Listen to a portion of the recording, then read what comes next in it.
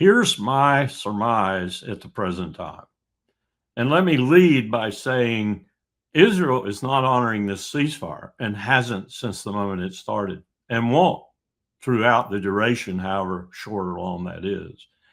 Israel has hired thugs, much the way they hired, and the U.S. was complicit to the tune of some 30 million at least, the GHF and its security component, whose mission was, Nima, to kill 25 or 30 or more Palestinians at every one of the 4 sites that they were feeding at. And I use feeding guardedly because they weren't doing much feeding.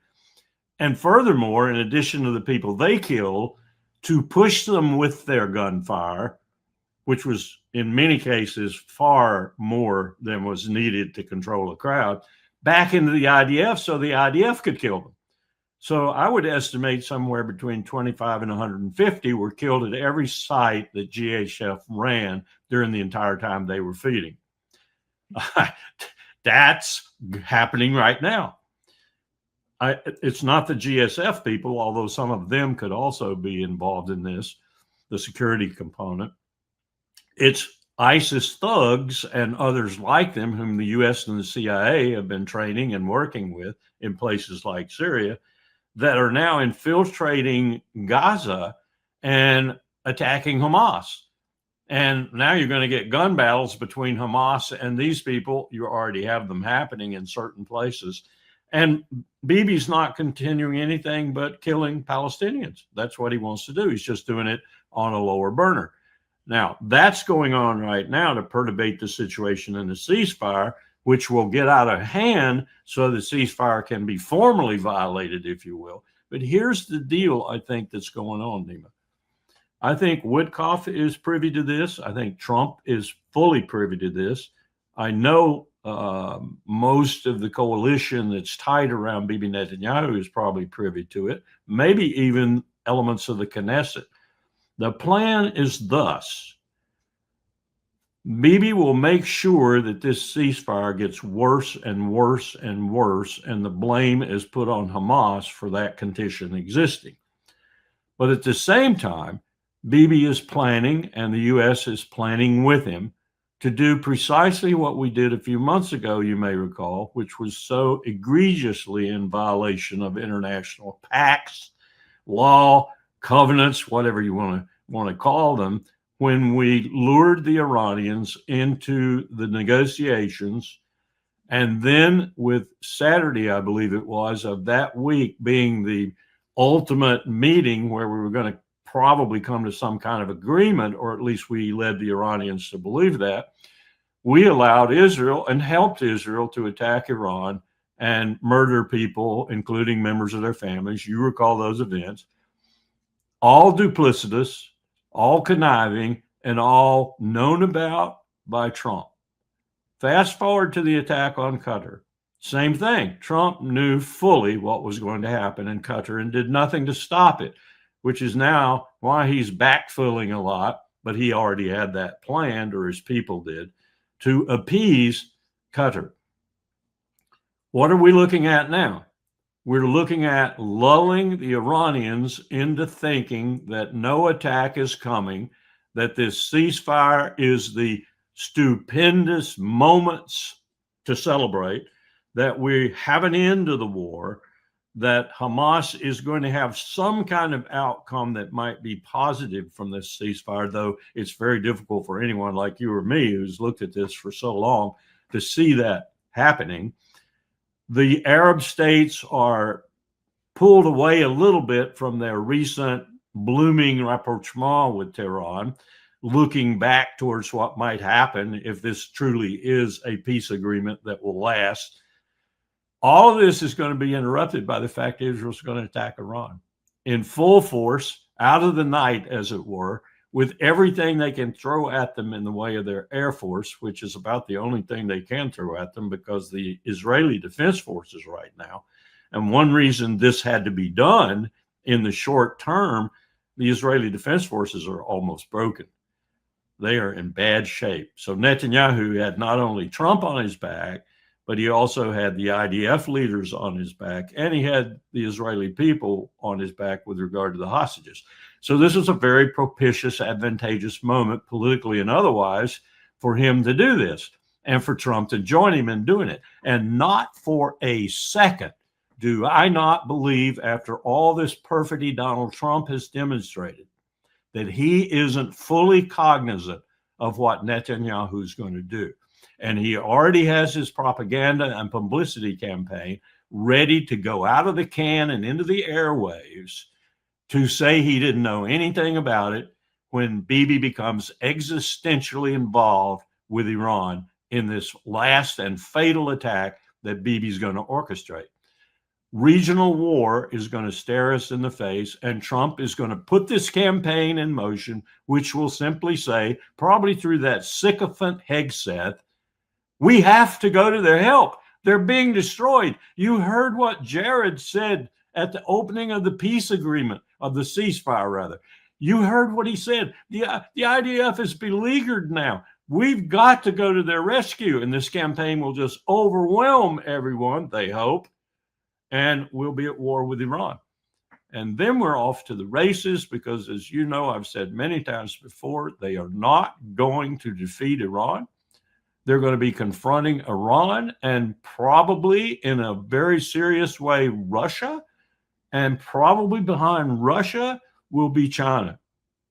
So we're looking at the potential for a walk up to the war of the age. If you look back at 1914, people will talk about the automaticity of the mobilization tables, not about the beginning of the war and why it began and why people just sleepwalk into, at that point, the worst war in human history. The tables, the mobilization tables for Russia, Germany, France, and Britain were so automatic that they, in an operational sense, a tactical sense, if you will, they began to operate and push the momentum of the war to the stages that it came to. Well, that's what we have happening today, but it's orchestrated. It's not a, mobilization table that no one thought would cause this kind of thing to happen so quickly. It's actual plans, and President Trump is a part of those plans, just as Bibi Netanyahu is the implementer of those plans. And we're going to war with Iran. Larry, how do they see Russia and China in terms of if some sort of attack happens between, the United States decides to somehow coordinate or help Israel to attack Iran? What is in their mind in terms of the reaction from Russia and China? We know that Iran is receiving, at least, these are unofficial sources, but they're reliable, in my opinion, that Iran has received many fighter jets and air defense systems. Iran is heavily preparing for a war. From Petraeus to Kellogg to probably Hegseth and Kane, the chairman of the Joint Chiefs of Staff, for whom I have zero respect now. In fact, it's below zero. From all the people who are advising Trump in the way that he listens, I don't think that's Gabbard, for example, but from the usual sycophants, all the support is there. And I think you're going to see that blossom in this propaganda campaign that I'm talking about. And the message he's still getting, Nima, and this is your question, Russia is a paper tiger. That's the message he's still getting. And furthermore, Russia is fixated on Ukraine. It can barely, I'm quoting almost from one military officer, it can, and I had real arguments with this person, it can barely make any progress in Ukraine. It can barely handle what it has in Ukraine. How the hell is it going to handle another front in Southwest Asia? And China's too busy doing Sun Tzu. China's not going to get involved in a war that it knows is going to lead to a confrontation with the United States, wherever that might be. That's what Trump and Hegseth are being told by this brilliant bunch of sycophants they have assembled to advise them in uniform and out in their government. We had the former head of Iranian Security Council. He was the former head of Security Council, former defense minister of Iran, the head of negotiations. Israeli, they attacked him and they destroyed his house, but he survived the attack. Yeah. His name is Ali Shamkhani. He said, Larry, something, it's in Persian. Unfortunately, I didn't find it in English to play it here for you. But he said Iran has decided after this surprise attack that has happened, after hours that Iran just controlled everything, that everything came to the control of Iranians, they have decided not to destroy and go to full out war with Israel, because the concept was to punish Israel, not more than that. Why is that? Because that was if I were in Iran, and I would say, so what is the point for that? What is the point in their mind, in your opinion? Why did they decide to punish Israel instead of going the way Israel did it? Now, was he referring to the 12-day riposte? Yeah. Okay. Yeah. I can only surmise, and I have sometimes difficulty putting myself in the Persian mind, but I can only surmise that they were fearful at that point. Some of these agreements weren't in place really ironclad at that time, like the one with Russia. They were fearful of provoking the United States into more than just the B-2s and, Fordo and Isfahan and so forth. That's all I can assume, that, and that's was a reasonable fear. Don't want to have war with I think this has been a Iranian position all along. Don't want war with the United States unless it's forced upon them. And they will do whatever they can do, diplomatically or otherwise, to try and prevent that. And so they couldn't go too far with Israel. Clearly, the fact that it only lasted 12 days and Israel was the real, and I'm told this is the truth, Israel was the real factor. It shut down. Bibi Netanyahu was screaming, literally. That was a smart move in a tactical sense, because it didn't bring the United States in other than a prima facie way. We didn't do any damage to Iran with that bombing. Trump's lying through his teeth. Now, I suspect I'm attributing lying to him when, in fact, he's been told by his sycophant advisors that we did everything, in the world. We blew up all their nuclear apparatus. We set them back 5 years, et cetera, et cetera. I know that the intelligence community is not telling him that. The professional intelligence community is telling him we didn't do very much. But he's going to put that out there politically, that we did, as you showed in his remarks, that we did incredible damage to that. And that's what led to the position we're in now with the ceasefire and such. That's all bullpucky. It has no relevance to the situation at all. Why Iran didn't keep going? They didn't want to bring the United States in. This time it will be different. This time they will have had enough. But I think, the image is we don't want war with you still. They've been very adamant about that. And I think very sincerely adamant about it. They do not want war with the United States. He said that they knew everything about the targets of the missiles. They registered everything. And at the final stages of the war, Israel was literally losing everything. That's why the United States has decided to interfere. I don't doubt that that's true. That echoes what I'm hearing even from IDF officers, those who will talk. And by the way, What I'm hearing from them is they're sick and tired of this. They are sick and tired of this. If Netanyahu had to use ground forces against Iran, he'd have desertion rates off the charts.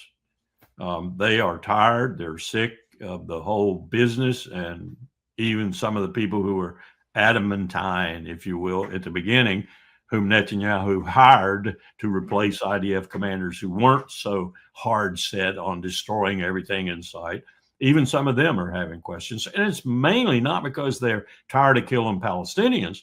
It's because they're tired of seeing their 20 and 21 and 22-year-old officers and enlisted people get blown up in front of their faces, seeing their Merkavas destroyed by this force that they're supposed to have defeated for 2 years, and they have not defeated at all. And recruits are coming in every day, and the tunnel system is largely still there, which is another issue because Netanyahu is going to insist that the IDF can stay in Gaza until it has destroyed this tunnel complex. And that's going to complicate the ceasefire as well. But the whole thing, as I said, is just a subterfuge to cover the fact that we're going to war with Iran.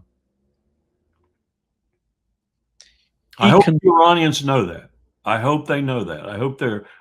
I hope they have at least an element of their leadership that is saying to the rest of the leadership, whether it be the national military, the IRGC, the Guardian Council, the Majlis, or whomever, I hope they're saying, beware. Beware of these lying, duplicitous, crooked sons of bitches. I hope someone is saying that, whispering in the ear of the Iranian elite. He was asked by the Iranian, the guy who was interviewing him, yes, why did Russia not came to our support during the war? And he said that we didn't ask Russia for anything during the war. I'm sure he confirmed what Putin said. Yeah, I'm sure they didn't, and it was not a firm agreement at that time. And I've heard, I don't know how I would check this, I've heard that it was the Iranians that kept it from being a firm agreement, not Moscow. Yeah, Moscow was fully ready to commit to a fairly substantial alliance, if you will. Actually, he confirmed that as well. Yeah. And he said that that policy has changed. Yeah. Has changed. And that's a big move for Tehran, because as you well know, Iranian history, Persian history, Russia's always been a problem, always been a problem, whether it was Stalin in the most recent years or leaders before that who coveted parts, if not all, of Iran. So it's a very dicey thing for Iranian leaders to get close to Russia. But it has happened, and it's happening right now. They're getting closer in terms of these defense systems, offensive, defensive. They're getting, so much. The enemy of my enemy is my friend from time to time. Yeah. Hey, it's happening to Russia as well. What has happened between Russia and China, the same. Yep.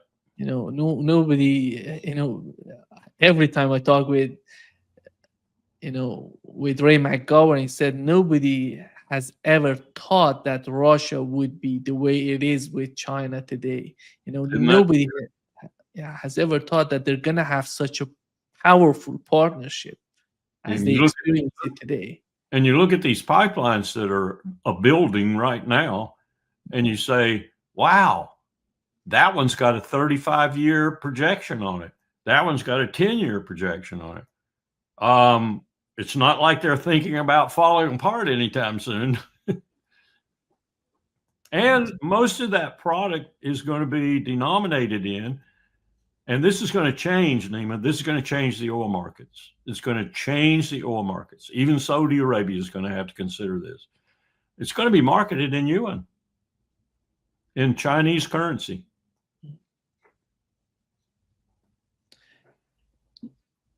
What's your take, Larry, on the way that Donald Trump somehow, I look at the way that he was talking in Israel with the crowd, with the Knesset members.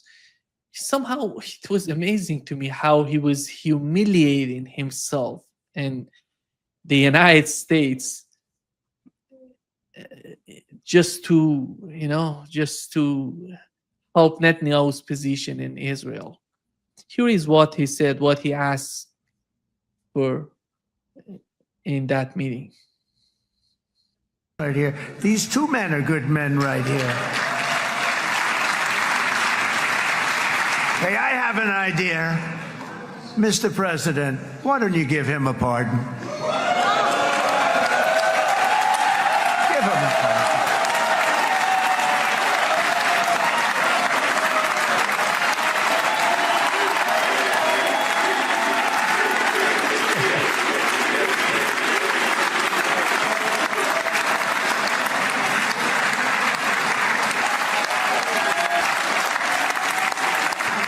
By the way, that was not in the speech, as you probably know. But I happen to like this gentleman right over here, and it just seems to make so much sense. You know, whether we like it or not, this has been one of the greatest wartime presidents. This has been one of the greatest wartime presidents. And cigars and champagne, who the hell cares about that? What has he achieved as a wartime, president of Israel that he admires a lot? Nima, I have to make this remark. I have to think about it. I have to couch it in the right terms, but I have to make this remark. That was roughly equivalent to Justice Jackson, who more or less led the Nuremberg trials, putting the Nazis before the bar, as it were, standing up behind his bench, looking out across the cast and saying, Hitler was one of the greatest leaders ever. And we shouldn't even be having these trials. And therefore, gavel down, I declare them ended right here. No Nazis will be tried here. None whatsoever, because that leader, Adolf Hitler, God rest his soul, in that bunker with his, Eva Braun. God rest his soul. That man was a fabulous man. That's the equivalent. And, the fact that we can't understand that in the Western media in any way, fashion, or form, but that it is becoming understood for various and sundry reasons, many of which Charlie Kirk was coming upon just as he was assassinated, the fact that it is happening is positive. I don't know if you saw the statistics yesterday, but it's just climbing a percentage point or two almost every day in terms of Americans and their distaste for Israel. I didn't think I would see this for years yet, maybe never until the destruction of the empire, but it's happening. It's happening that Israel and Netanyahu and those people you just saw in that picture and others around them in that Knesset, they are worried sick about this, and watch what they're going to try to do over the next 6 months or so in terms of billions of American taxpayer dollars coming back into us in order to try and influence this so it doesn't happen that way. This is the conundrum that confronts me every time I think about it. We give Israel billions of dollars. They use those billions to buy our politicians. They use those billions to cause wars that make the defense contractors even more rich, which they then use to bribe our politicians. This is the most incestuous state-to-state relationship that has ever existed on the face of the earth. And certainly the most incestuous that ever existed between an imperial giant and a little picayune state like Israel. It is going to be our downfall if we don't correct it. And so I'm very, very elated to see the fact that we apparently are beginning to correct it. Now, they'll fight to the tooth. They'll fight to the nails. They'll put all manner of effort into this. There won't be 250 state legislatures going over to visit Israel. There'll be thousands. There'll be whole bodies of Israelis who will descend on our education system, trying to switch this, trying to change it, trying to alter it, trying to get the momentum stopped. It'll even happen on university campuses like it happened before. But I think the young people in this country in particular are fed up with it. And I think this is going to be cast off in the next year. And Trump may be impeached successfully. And by that, I mean not just impeachment proceedings, I mean a finding of guilty and removed from office. Then we got to deal with J.D. Vance. Watch what happens with the midterms coming, Nima. If the Republican Party thinks that those midterms are going to turn against them, either in a clear majority the other way or a minority that's so substantial and Republicans deserting the party like Tom Massey and Marjorie Taylor Greene and others on these key issues, they become decisive, we will have the Insurrection Act and we will have troops all over America and we'll have martial law, and the Republicans will try to stop that. Mark my words. And this Israel issue will be a part of that. And guess who will help Trump do that? Guess who will give him all the help he needs to do that? Just as they are giving him help right now to overthrow Maduro in Venezuela. Israel. Here is the polls that was reported for the case of Israel on CNN, Larry. This war caused a historic shift in public opinion on how Americans view the Middle East conflict. What are we talking about here? Who voters sympathize more with, the Israelis or the Palestinians? Back in October of 2023, it was the Israelis by 48 points. Look at this shift. Now we're talking about the Palestinians by a point. I looked back at every single poll that I could possibly find since this question was first asked in the 1980s. This is the first time ever in which the Palestinians had any sort of lead on this particular question. It is very clear that this war caused a historic shift away from the Israeli position in the Middle East conflict and towards the Palestinians when it comes to who Americans and voters sympathize with. This, of course, was led by Democrats, because what are we talking about? We went from Democrats favoring the Israelis by 26 points to the Palestinians by 46 points. That is a shift, John, quick math in my head, of over 70 percentage points. But overall, the first time ever in which more Americans sympathize with the Palestinians over the Israelis. Truly a historic shift. Yeah. And that's exactly what they're going to be deploying billions of our dollars to fight Israel. I mean, it's not going to work, though. It's not going to work. Just as assassinating Charlie Kirk didn't work. Larry, the peace plan, how is the peace plan going to change Israeli or Netanyahu's position in the mind of those people who are trying to picture that it was a victory for Netanyahu and for Israel? What has happened? That all gets obviated immediately when the war starts. You know, you batten down the hatches and you survive the war, and you support those who are trying to help you survive the war. War has a way of changing every dynamic you might confront, as Clausewitz points out in his book Ad Nauseam. That's what will happen, and that's what Netanyahu is counting on. That's what he's been counting on ever since October 7th. I still think Bibi had something to do with October the 7th. And I know Mearsheimer and others are right when they say that the Israelis killed as many people on October the 7th as did Hamas.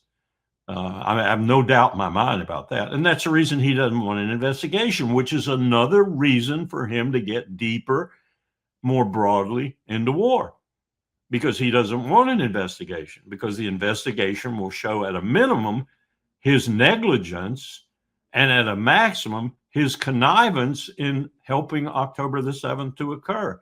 Furthermore, the tactical picture will be bitterly against the IDF, because they killed probably half of the people that were killed on October the 7th. This isn't good for Bibi anyway. The only out for him is not this ceasefire. That will, if it were to persist over time and be reasonably successful, then that would give people time to begin to think about what's happened and who made it happen. And these investigations would take place. So there's no way this astute, evil man is going to allow that kind of interregnum to occur. He's going to deepen the war. And the only way you do that is go back to war with Iran. And Trump is totally complicit. Just as he was totally complicit. People who come up to me and say, well, Trump really got angry at him after he attacked Qatar. Really terribly angry at him. That's what forced Trump into doing this. That's hogwash. Trump knew he was going to attack Qatar, and he went along with it. This man is as duplicitous as Bibi. He's just not nearly as smart. Yeah. He led him to attack Iran, to assassinate, to overthrow, to do the regime change in Iran. He led them to attack. You know, he did everything. He did everything for Netanyahu. He allowed him to attack Doha. Yes. And go back to Trump's own feat in his first administration. It was perfidious too. It was diabolical, killing Soleimani. I mean, that was, you know, I didn't start any wars, but I killed that guy, you know. Well, I'm sorry. That was a component of the war that's coming.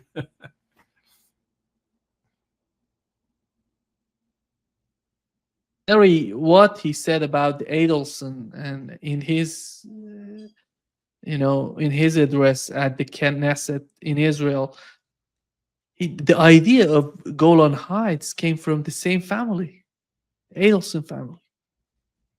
You know, the Jerusalem, moving the embassy to Jerusalem was the same.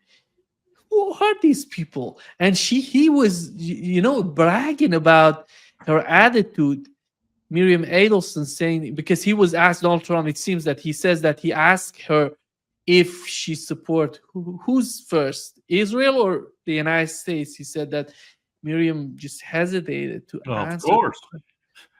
She didn't know what to say. She's not as smart as her husband. Her husband would have said right away, oh, of course, my country, because he knew the real answer was Israel. But you don't want to say that in a way that'll get televised. She had to think. These people, these people are truly, truly despicable people in every connotation of that word. From Kushner to Trump to the Adelsons, they're just despicable. And while I'm at it, Nima, you got a despicable one in your neighborhood, Machado, who says one of her first acts, if she were in power, would be to move the Venezuelan embassy to Jerusalem. What more evidence do we need to know that Israel has its fingers deeply into getting rid of Maduro?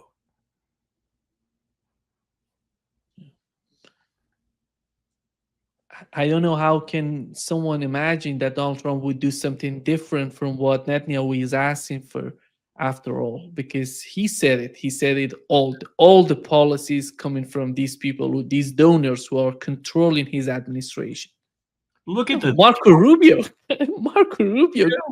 Look at the calculus Trump has to use too. On this side is countless fortunes coming into my family, and that's Kushner's greatest rule.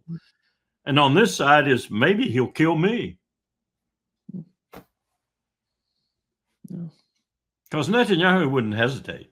He wouldn't hesitate to set in motion a Mossad attempt, and it probably would be successful. I hate to say it, but the Mossad and Israel are the best assassinators in the world.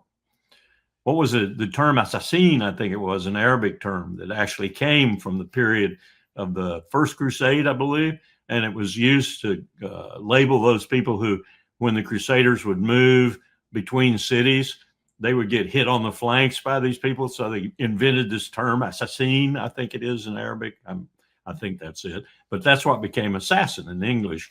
Well, the Israelis are the assassin of the modern age.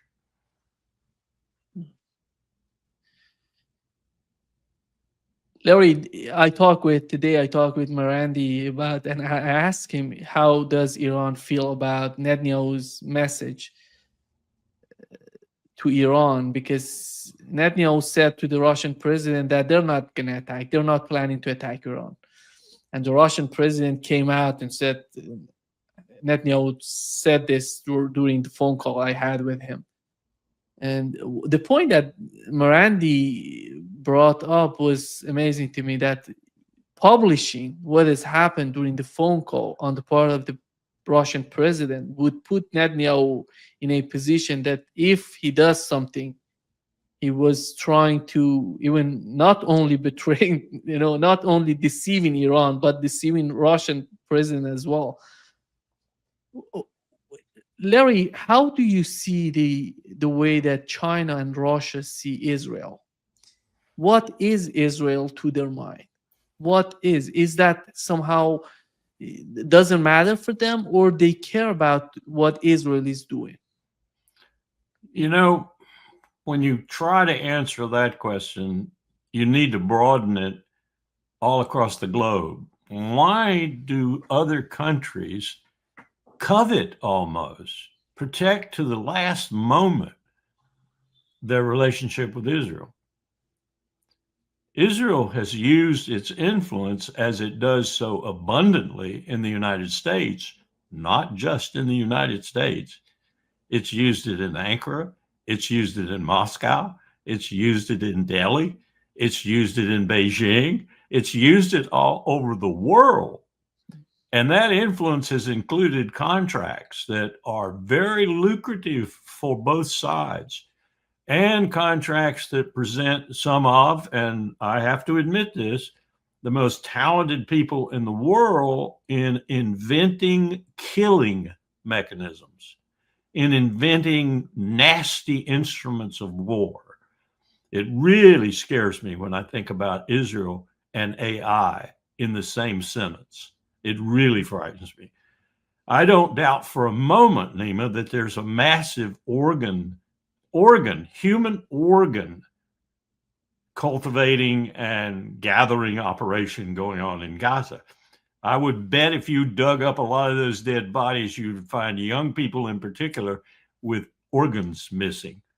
This is modern day Israel. Read Misha Glenny's book, McMafia, of several years ago, a couple of decades now. Leading the effort at global crime at that time, $5 trillion plus, was Tel Aviv, one of the leading cities in the world in terms of global crime. There's a reason for that. It's extremely lucrative. Well, it's extremely lucrative to have relations with this extremely lucrative state. Creative, ingenious, give it to them. They're better than we are, that's for sure. They're better at assassinating people. They're better at intelligence gathering. They're better at murder. They're better at slaughter. They're better at warfare, as long as they're up against innocent women and children and people that don't have much to fight them back with. These countries have relations. Turkey, for example, is still selling them oil. So are other states. So are other states contributing to the ability of Israel to continue the slaughter in Gaza. Why are they doing that, you ask yourself? They say one thing else at the UN and they do something else underneath the covers because it's so lucrative. The world works on money, and Israel is a fountain of money, or the ability to corral money. And so it's very difficult to break them away. They've done this since 1948. Very carefully, they've done this. And it's very difficult to break away from that relationship. And so on the surface, you get powerful statements at the UN and everything else, but underneath, they're still enabling the Israeli war machine because they know they want to maintain those contacts. It's very astute. We did the same sort of, we called them spider charts on Saddam Hussein, and he didn't even come anywhere close to the Israelis. But these spider charts let us know how many of the 198 roughly countries in the world where we had embassies or consulates or whatever, UN recognized states, if you will, where they were in Saddam's distribution and purchasing network. And you would be astounded at some of the countries that were selling Hussein. We didn't talk about this in the presentation to the UN for obvious reasons, but you'd be astounded at some of the countries that were selling him forbidden material, money. And you would be astounded at some of the countries we found in the AQ Khan network, the father of the Islamic atomic bomb, the man who wanted to spread the atomic bomb eventually to all the Islamic countries with whom he and Pakistan were in accord, which was quite a few, how many countries were dealing with him, selling him the miraging magnets, the centrifuges, whatever was necessary in that particular country, like North Korea, to build a nuclear weapon. These countries were NATO members in some cases, selling to North Korea because it was profitable to do so. Now, their governments, when confronted by us, when we had the courage to confront them, oh, we don't know anything about that. We'll check into that.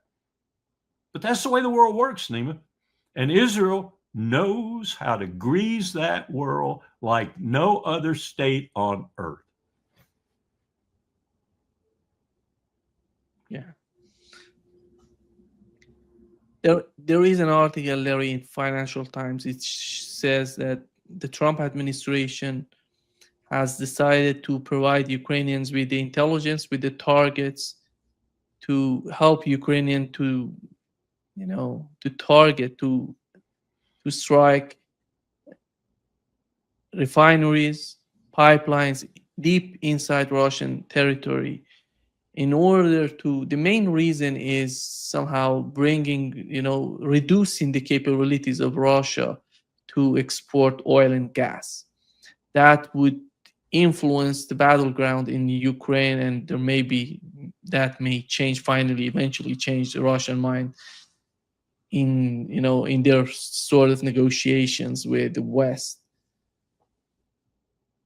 They're trying to do, on the other hand, they're trying to put a lot of pressure on China and India as well. What is going on in the mind of the Trump administration? Donald Trump himself yesterday, the day before yesterday, we learned that he said he's trying to put pressure on Russia. If Russia doesn't come to the term that Donald Trump would be happy with them, he's going to send Tomahawk missiles to Ukraine. Where are we heading in Ukraine? Well, as I've said before, the Tomahawks, unless they're nuclear tipped, are really not that much of an enhancement of Ukraine's warfighting capability. That said, I think we're looking at a situation that I would boil down to what will sound like a purely tactical remark, and even cavalier in some ways. Where are they going to get the power to do any of this? You need power to do this. You need electrical power. You need energy. Russia is utterly destroying Ukraine's power system. I would say if it keeps up at the rate it's been happening in the last several weeks, remember now, we've got the terrain becoming inhospitable to armored warfare or movement, very slow, because it's getting really, really muddy. They got a term for it. I can't remember it now, but it's really bad for mechanized warfare. So they've had to slow and they've had to slog, but they are doing it in a very expert and learned way. And no one probably knows this from history as well as the Russians. And their recent history taught them a lot of, modern adaptations. So what they're doing now, in addition to continuing to destroy Ukrainian forces, is destroying their infrastructure, especially their power infrastructure. So my question becomes a very tactical one. Where are you going to get the power to operate all this equipment you're sending over there, Donald? Because there isn't going to be any power. You're going to use batteries? Oh, how do you use batteries for Tomahawks? Okay, how do you use batteries for a lot of these things? Now, maybe they've invented some really capable batteries in the last few years that I'm unaware of, but I think they're going to have some trouble because there's not going to be any power. The lights are going off in Ukraine, General Kellogg, and the lights are being turned off by that paper tiger you've been telling Trump about all along. And the lights are going to go on in Odessa when Russia takes the last remaining port on the northern rim of the Black Sea. You stupid general. I'm sorry. It just is not going to happen that we reverse the situation in Ukraine, maybe with a nuclear weapon, and then we're really off to the races, aren't we? So we've got this potential at both ends of the spectrum. I didn't even talk about Bibi's readiness to use a nuclear weapon against Iran and Trump's approval of his doing so, because no question in my mind, if Bibi gets in existential circumstances and Trump is somewhat reluctant to commit the United States, as he should be par excellence, fully to that war, and Bibi says, well, I'll save your ass, I'll use a nuclear weapon, Trump would accede to it. And then, of course, deny it completely afterwards. This is what we're dealing with, Nima. We aren't dealing with necessarily sane people. We're dealing with money-hungry cretins. And that's what the empire has today. That's what we're led by. Think the Western Roman Empire. Think Caligula. Think Nero. They were better leaders than we have in the American empire today. I can't put too fine a point on that. This is a man who's contemplating using the United States military in its reserve and active components to attack his political enemies in their stronghold cities in the United States, thus provoke insurrection in those cities, and he'll get it in the south side of Chicago if he's not careful. More guns there than in a military arsenal, so he can call into effect the Insurrection Act and take real action to ensure the midterms go Republican and assure his comment earlier. Remember, you don't have to vote anymore after this time. We'll be there. We'll be there, and Donald will have led us. Something so... With Bibi's help. With Bibi's help. Always with Bibi's help. Need anybody assassinated, Mr. President? We'll take care of it for you. Larry, something so strange, or maybe it's not that, it's strange when you think of it, is happening in the United States and in Israel, in Europe. That is, China is coming from the background, coming to the forefront of their targets. What has happened? Bibi came out, said that what Iran is doing because of China, because China is behind all what, the attacks and the strategy, the policies of Iran in the region are backed by China. So the target would be China. The main enemy would be China. If you want to go deep, you see with the case of Charlie Kirk, Laura Loomer, one of the defenders of Israel, pro-Israelis, influencers on X, coming out and connecting the case of Charlie Kirk with China. And it's unbelievable almost when you look at it, how Charlie Kirk can be connected to China, the assassination of Charlie Kirk. And you see the NATO Secretary General comes out and saying China can force or will force Russia to attack NATO. Here is what the NATO Secretary General said.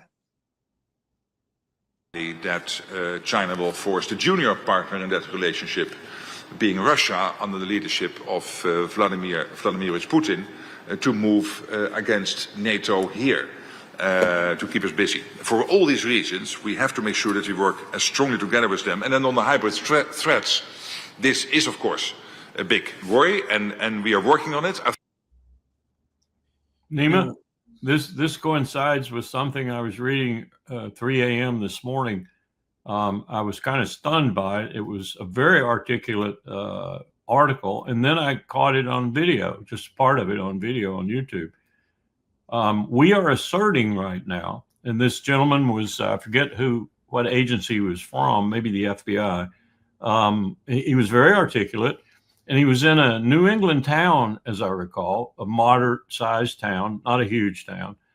And he was reporting on how China had infiltrated every single aspect of their power grid.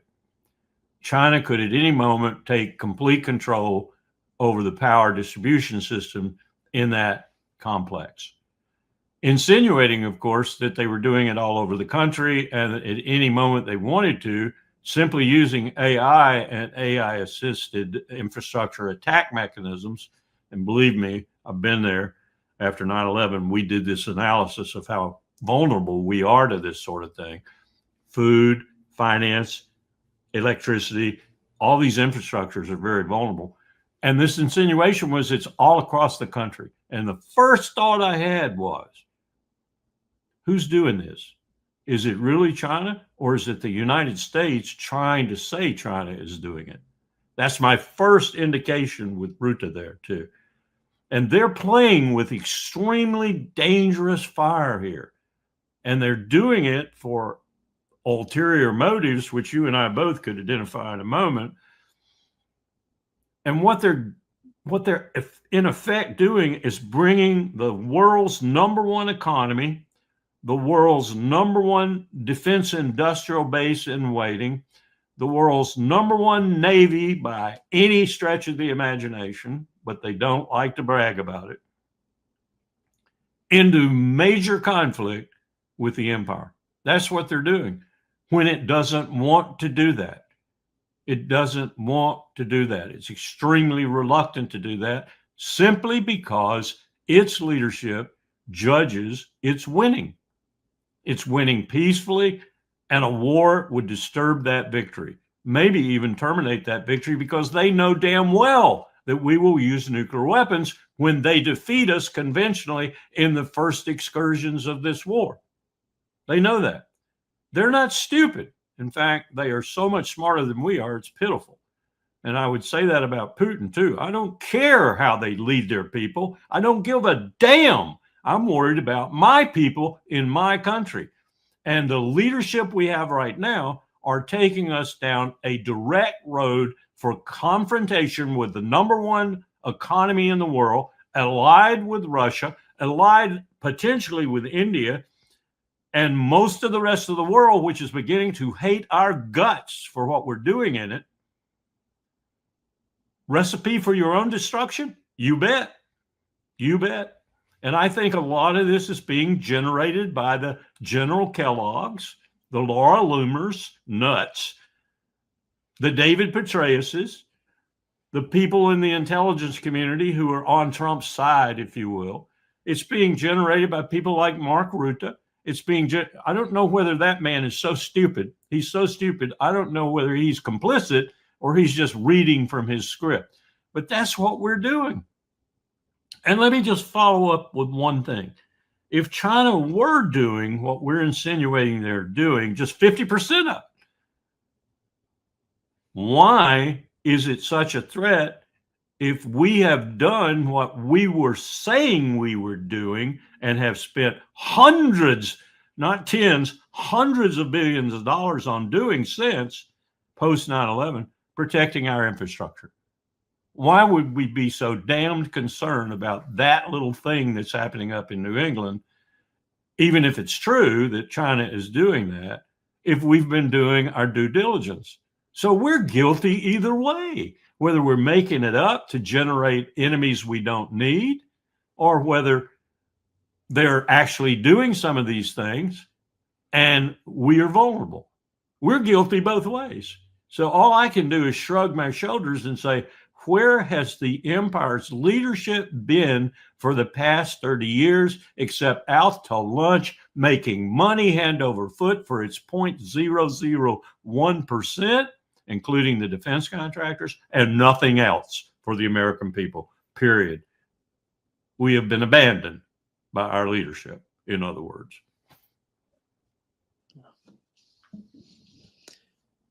Thank you so much, Larry, for being with us today.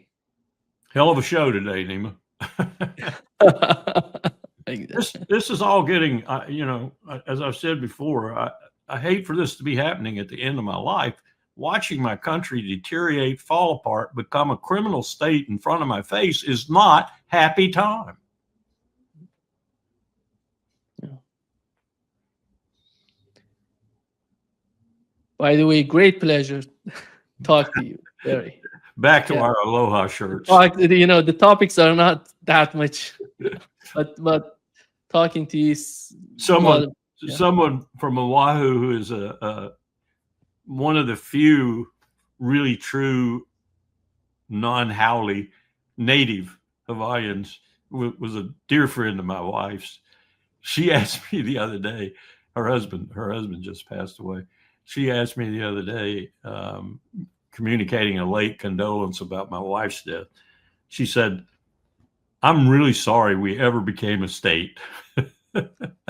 I said, "Is that from your native point of view?" She said, "Of course, but it's now from my point of view, I'm sad to be a citizen."